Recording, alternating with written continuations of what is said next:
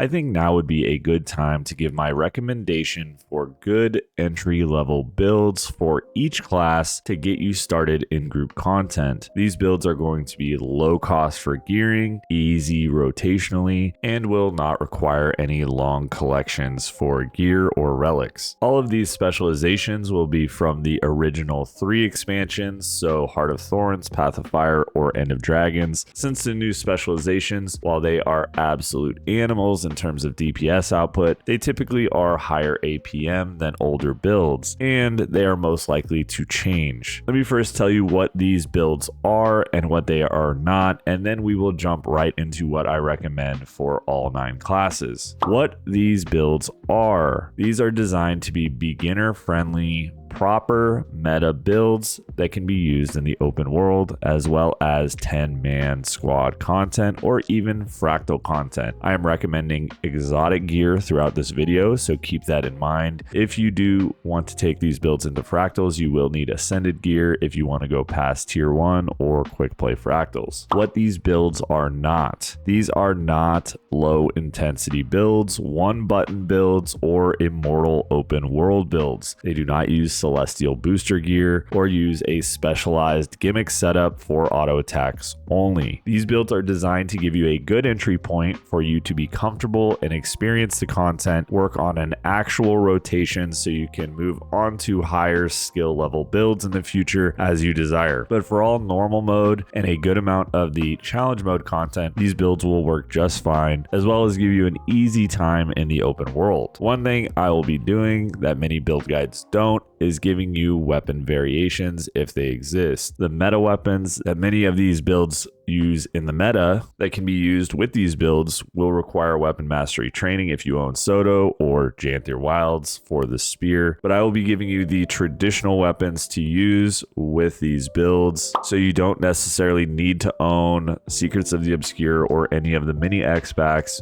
to take part in these builds. Because of all of the things that I just went over, I am recommending power DPS. These builds will give you a fun, fast-paced playstyle in both the open world and in group content, while also giving you an easy time with gearing. For all of these builds, I am recommending full Berserker's gear. The gear can be acquired through named exotic sets on the trading post, Divana's gear, Zed's gear, or Nika's gear for a cheap gearing option. And if you can't afford the specialized runes, the strength runes for Divana's or the infiltrator runes on Nika's set works just fine to get started, though getting the proper runes are recommended once you have the free gold, and I will go over what the appropriate rune set is for each build. For the exotic rings, amulet, backpack, and accessories, you can get those for cheap from the World vs. World vendor, through the trading post for a little bit more gold, or by getting ascended items from the Living World vendors. And that's pretty much it for the standard gear and where to get it. If you have any personal suggestions, you are free to leave them in the comment section below, like always, but let's get started. For the warrior, I am suggesting power Spellbreaker. You use hammer and dagger mace with force hydromancy or force air on both sets. If you have Relic of the Claw, you can use that. If you don't, you can use Relic of the Thief. For traits, you are going to be running strength 3-3-1, defense 3-3-3, and Spellbreaker 1-3-3. And you eventually want to work on getting Scholar runes. For utilities, I recommend To the Limit, Bull's Charge, Signet of Might, Signet of Fury, and Winds of Disenchantment. The DPS portion of this build is fairly simple. Lead with all of your burst skills on each weapon set, and then use all of your skills excluding Dagger 2. You should prioritize using skills like Tremor on your mace weapon set before using Crushing Blow, since it will reset the cooldown on Tremor, and you should use Fierce Blow before using Backbreaker on your hammer set because it will reset that skill as well. These two loops involve blowing your burst skills to upkeep the modifier Berserker's Power, which is why you always want to swap and then lead with your burst skill. Since you're taking a defense trait line and Spellbreaker has some inherent perks, this build is absolutely amazing in the open world and in raids. You have built-in stability for annoying crowd controls, and you have boon strips whenever you use a CC skill. You can swap Winds of Disenchantment or Bull's Charge if you want, but this is a pretty well-rounded and enjoyable warrior build altogether with a fairly fluid rotation. Moving on to Guardian, I'm recommending the Power Radiance Dragonhunter with Greatsword and Longbow with Force and Impact sigils on both weapon sets. If you do have Janther Wilds, you can swap out Longbow with Spear, but Longbow works just fine. You're going to use Relic of the Dragonhunter, and for traits, you are going to run Radiance 333, Zeal 223, and Dragonhunter 123. And eventually you would want to work on runes of the Dragonhunter. For utility skills, you're going to want Litany of Wrath, Bane Signet, Procession of Blades, Sword of Justice, and Dragon's Maw. This build is still one that I play regularly. There are a few damage modifiers that you'll be focusing on setting up and then using all of your heavy hitting skills before cooling down and then setting them up again. In short, utilizing your F1, your Greatsword 4, and then throwing down your traps will trigger all the damage modifiers through various traits, but it can be simplified into just using your symbols to target enemies while the target is tethered by your F1, and then blow as many high damage skills as possible. These skills are your Greatsword 2, your Sword of Justice, Procession of Blades, and Longbow skills 2, 4, and 5. If you have Janther Wilds, like I said, you can run this with Spear since many new players don't have the mini X-Backs. I wanted to highlight the Longbow variation, works just fine, and it gives you a range damage option for the open world as well. Moving on to the Revenant, we are looking at the Power Vindicator, and you are going to be running Greatsword and Sword with Force Hydromancy and Force Air sigils. You're going to be running Relic of the Thief. And for traits, you are going to run Devastation 222, Invocation 213, and Vindicator 111. Eventually, you would like to run Runes of the Dragonhunter when they become available. But for the Power Vindicator, we are going to be running Alliance Stance and Shiro's Stance. The key in this build is literally to use your dodges to upkeep a damage modifier, but in short, you want to use as many high hitting skills while in Shiro as possible under the effects and possible odds. You want to structure it so that way you can use Greatsword skill 2, 3, and 5 before swapping over to Shiro. Also weapon swapping, using impossible odds, and then as you swap into your sword set, you're going to be using skill 2, 4, and 5, and then you use your dodge periodically to maintain the damage modifier, swap back to Alliance Stance, and so on. You can also choose to run Sigil of Air on both weapon sets, even though Hydromancy is a little bit better overall. If you aren't super keen on swapping legends and swapping weapons, you would probably get better damage on just using air sigils. It is an extremely easy build that has a lot of built-in survival tools and niceties like self-quickness and Alliance Stance, which makes this build great in the open world. Moving on to Ranger, we have a fan favorite of mine, the Power Soulbeast, and we are going to be running a Longbow, Axe, Soulbeast, Force Air, and Force Hydromancy, Relic of the Firework, or Relic of the Claw. And for traits, we are going to be running Beast Mastery 333, Skirmishing 123, and Soulbeast 222. You can run Sword Axe instead of Axe if you want. However, keeping it Longbow Axe gives you full range damage at all times. The pet you are going to want to use and merge with is the Pig. And for utilities, we want to run We Heal as One, Frost Trap, Sikkim, Signet of the Wild, and One Wolf Pack. The Power Soulbeast is very similar to the Power Dragonhunter in terms of setup and blast playstyle, where you want to use Axe 4 to maintain a damage modifier. Using a Beast skill also gives you lesser Sikkim, which is a damage modifier, and then you do as many fast hit combos as possible. In this gear set, Point Blank Shot and Longbow 5, and then using Axe 5 as well. The key utility skills that are damage modifiers are of course Sikkim and One Wolf Pack. You should be able to work around your rotation, but save your Axe 5 and your Longbow 5 for Sikkim to be off cooldown. Every other loop will include both Sikkim and One Wolf Pack, and then some loops will just include Sikkim.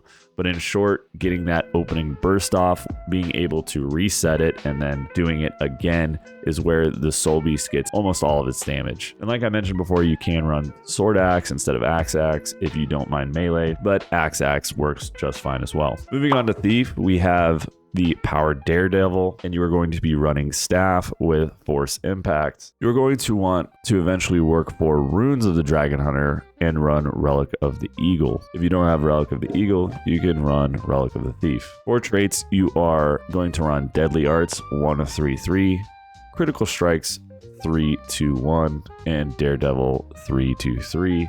For utility skills, you're going to want Hide in Shadows, Fist Flurry, Assassin Signet, Impairing Daggers, and Basilisk Venom. This build is arguably one of the easiest ones, with Bound being your primary damage modifier that you get from dodging. And for staff, your damage abilities will be short. You just spam your staff 2 skill. And it's really just that simple. Dodge frequently, don't have maximum endurance, typically using about 2 of your 3 dodges, and spamming staff 2 off cooldown. For the open world, I would recommend changing the trait in Critical Strikes to Invigorating Precision, and that can help with survivability if you need it, so keep that in mind. Moving on to the Engineer, we have the Power Mechanist, and of course we are going to be running Rifle with Force and Air sigils.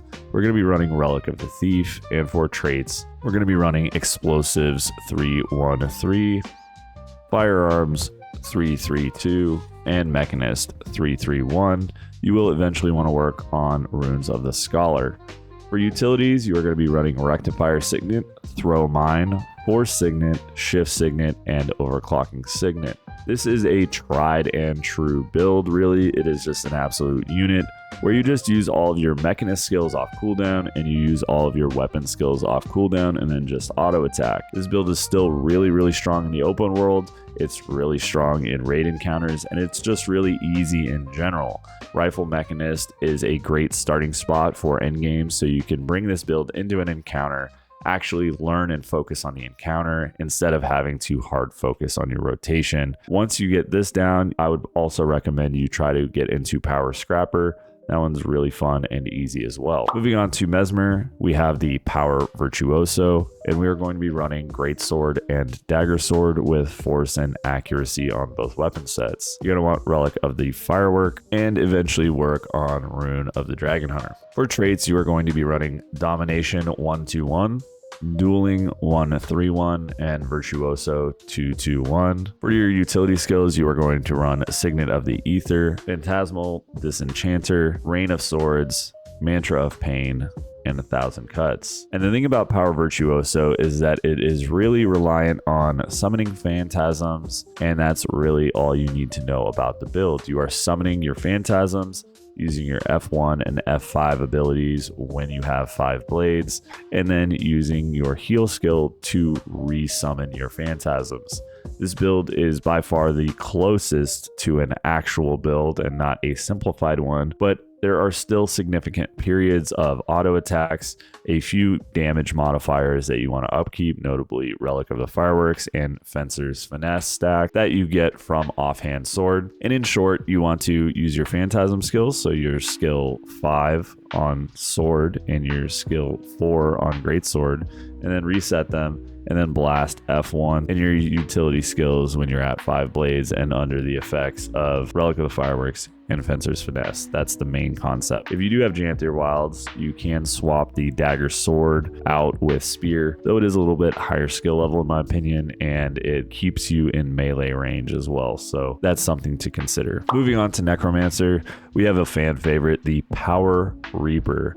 You're going to be running Greatsword and Dagger with Force and Accuracy on both sets. You're going to be running Relic of the Firework, and you eventually want to work on Runes of the Dragonhunter. For your traits, you are going to be running Spite 1-2-2, Soul Reaping 1-1-2, and Reaper 2-1-3. For utilities, you are going to be running Your Soul is Mine, Well of Darkness, Well of Suffering, You Are All Weaklings, and Summon Flesh Golem. This guy right here is an absolute hood classic. The Power Reaper is basically all auto attacks while in Shroud, and while with the addition of using Wells off cooldown and some Greatsword skills and Dagger skills to get your Soul Shroud juice up and running.